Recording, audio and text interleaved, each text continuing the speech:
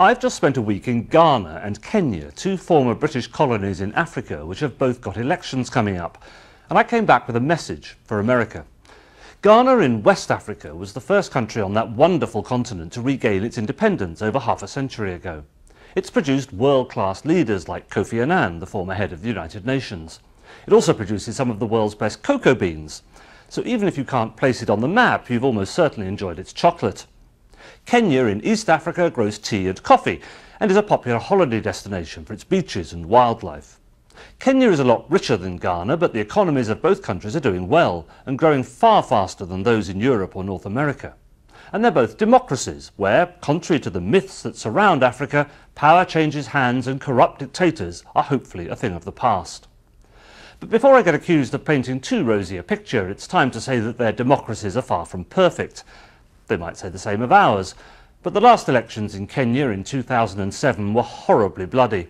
I went to an exhibition of photographs taken at the time, and the images of machete-wielding thugs and burning bodies were truly shocking. Taking a taxi afterwards through the streets of Nairobi with its prosperous neighbourhoods and burgeoning skyscrapers, it was hard to believe it was the same country. Equality under the law, as perhaps we understand it, has yet to take root. But the human rights campaigners I met in both countries, while nervous about the future, were confident that it would be better than the past. And their message for America and the West in general is this: be careful.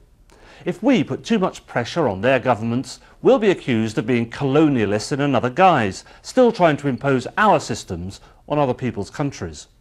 When we threaten to cut aid, as we sometimes do, the same charges are levelled.